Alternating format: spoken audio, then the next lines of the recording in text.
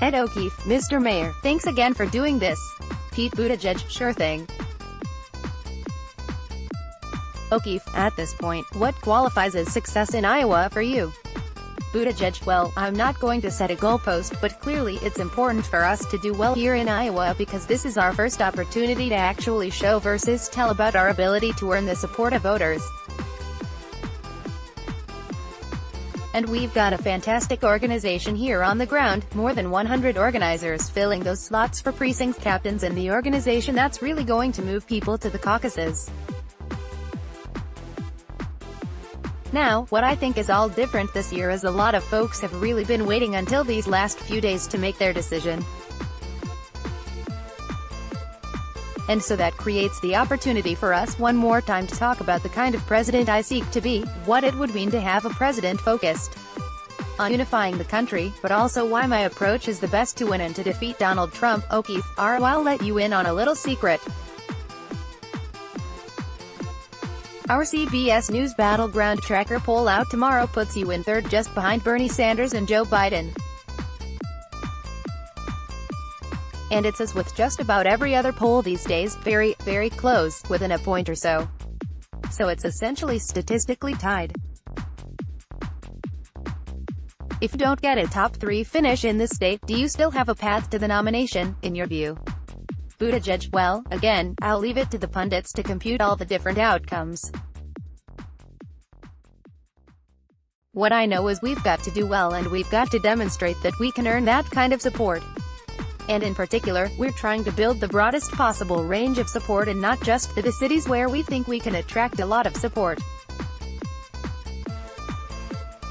But we're going to some of these counties that voted heavily for Trump but are full of people who are just sick of what this president is doing. And part of how we demonstrate that I'll be the right candidate to beat him in the fall is to make sure that we're competing in rural and urban areas alike. Right now, going to the caucus. O'Keefe, on Saturday, your campaign sent at least 2 fundraising emails about Bernie Sanders. One of them said Bernie Sanders could be the nominee.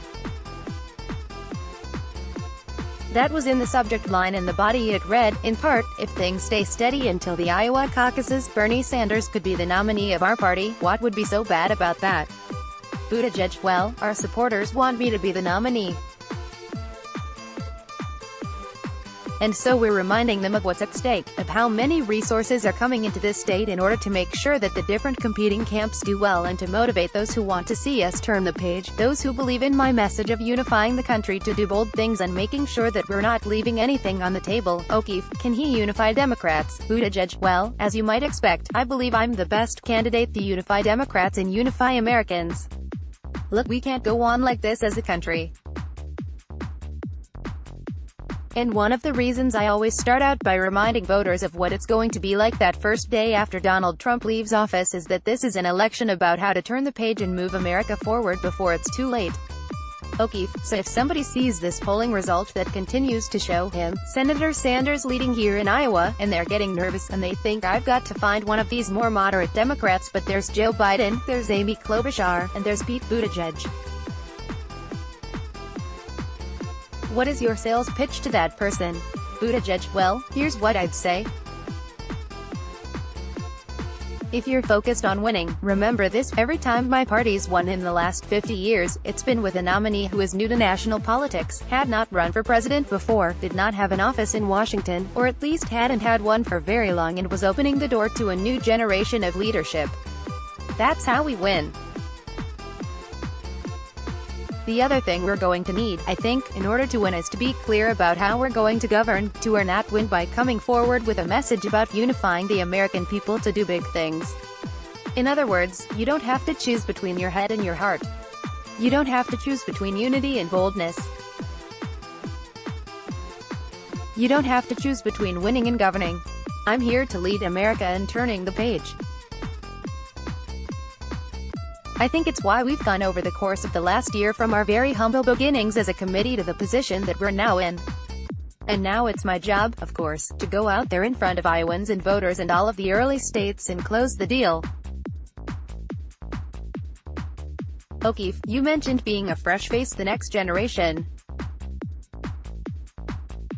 There was a scuffle in recent days, so to speak, between Hillary Clinton and Bernie Sanders. Is Hillary Clinton still relevant to the conversation and to the Democratic Party? Buttigieg: well, of course, I respect what any leader in our party has to say. I'll also say the less 2020 resembles 2016, the better. We are at a moment when we have got to recognize what we share as a party, the shared values that motivate us, and that's what my campaign is about. I'm speaking to fellow Democrats and to independents. I'm speaking to progressives, moderates, and some folks who might lean right in the past but are sick with what's happening right now. They're what I call the future former Republicans, and they are welcome to be part of this coalition. O'Keefe, and they wouldn't find favor with someone like Bernie Sanders then, most likely. Buttigieg: well, again, I'll leave it to the pundits to talk about how the polling is going to work out. But what I know is that there are a lot of folks who are ready to consider voting Democrat for the first time in a long time. But we got to make sure that they feel welcome in that coalition we're building. And what I'm saying is, you don't have to give up on our progressive values or water them down one bit to have a message that is inclusive and drawing as many people as possible in. We've got to not just beat Donald Trump. We got to beat him big so that Trumpism goes into the history books, too. Unless we have that experience of the loss of power of the Republican Party, I think it's going to be very hard to ever reunite Republican senators with their conscience. Our new poll also finds 56% of Iowa Democrats think you're qualified to be commander-in-chief. It's a good number, but some of your opponents had better numbers, about 86% for Joe Biden, in the 60s for Bernie Sanders and Elizabeth Warren. If there are people that are out there still skeptical about whether a 38-year-old war veteran who ran a small town can step into the Situation Room and run things, what do you tell them? Buttigieg: well, what I would say is that there's no job like the presidency, but when you're coming into that job, having the experience of governing on the ground as a mayor where we don't just debate issues or approach them legislatively, you have to actually get stuff done. Coupled with the experience of serving in uniform is as good a preparation as you get. I'm encouraged that a majority of Iowans believe that I'm qualified to be commander-in-chief. But the important thing to add to that is that I bring a different perspective. Look, let's be honest.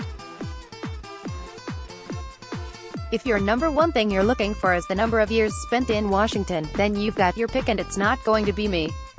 What I'm offering is a different perspective. It's not that I don't understand the ways of Washington. It's that I don't accept them. And I'm here to offer a way to turn the page. O'Keefe, you're a military veteran. You know that the Pentagon has said about 34 service members suffered some kind of either traumatic brain injury or other head injury as a result of those missile attacks into Iraq from Iran. The president kind of dismissed them, tried to minimize the situation, in one case, called them essentially headaches. The VFW has called on him to apologize. I'm curious whether you agree and what you make as somebody who served what your brothers in arms would say about what he had to say about this.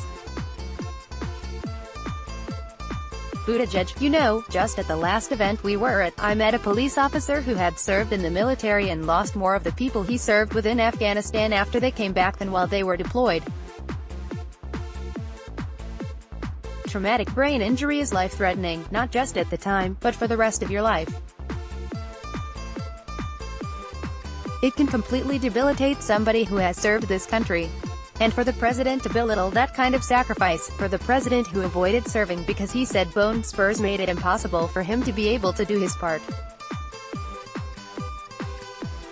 To turn around and demean the experience of soldiers in harm's way who were injured, who were very concretely and literally injured by an Iranian missile attack is one more example of why Donald Trump has no business anywhere near the Situation Room. O'Keefe, and if you had heard when you were serving that the commander-in-chief had called the Joint Chiefs dopes and babies, what might that have done to, sort of good order and discipline in the ranks? Buttigieg: the President of the United States needs to show some basic respect for the American military.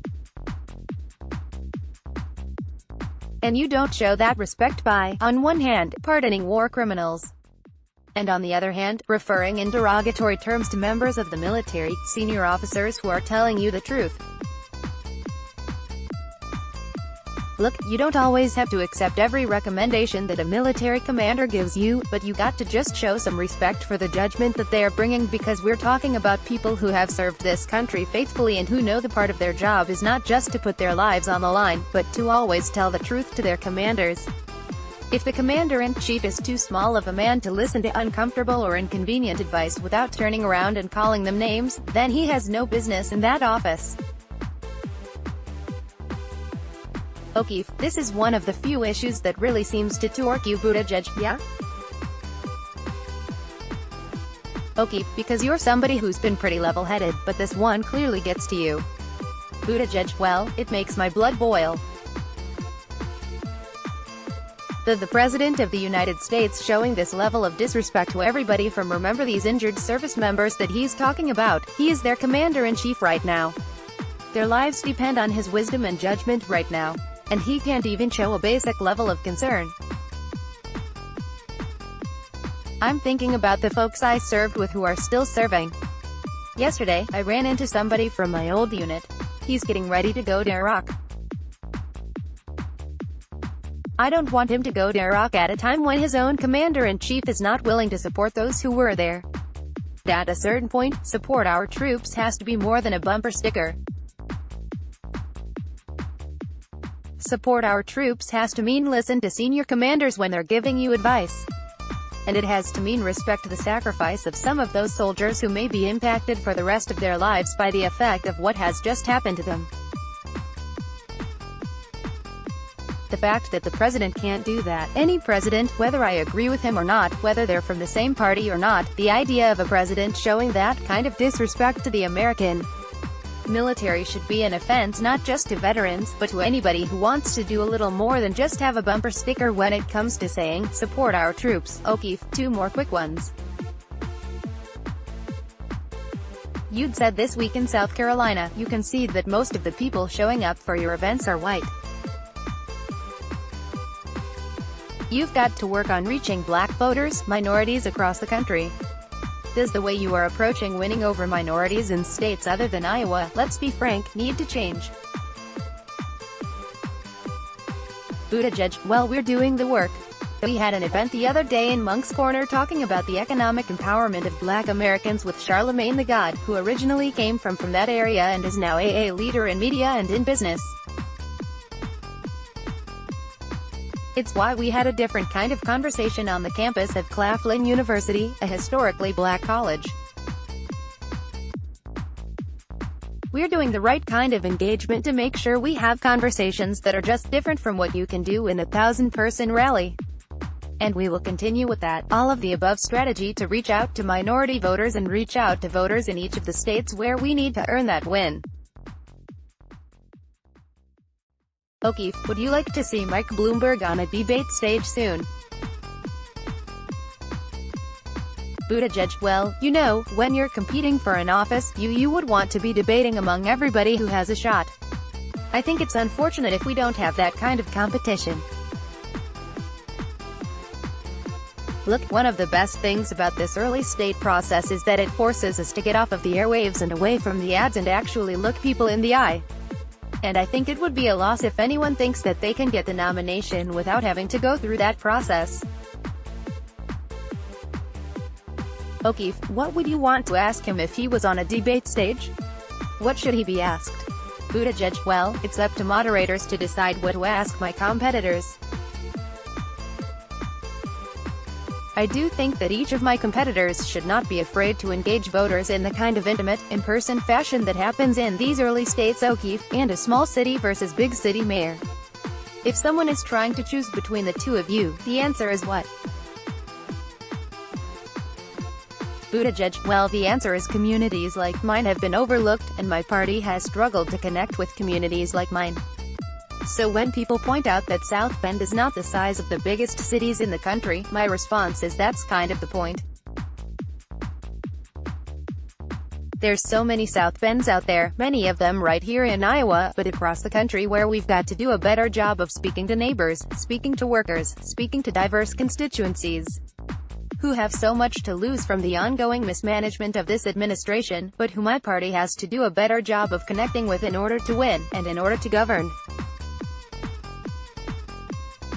O'Keefe, Mr. Mayor, thanks again for taking the time. Buttigieg, sure thing. Appreciate it. O'Keefe, alright. Travel safely. Let's block ads. Why?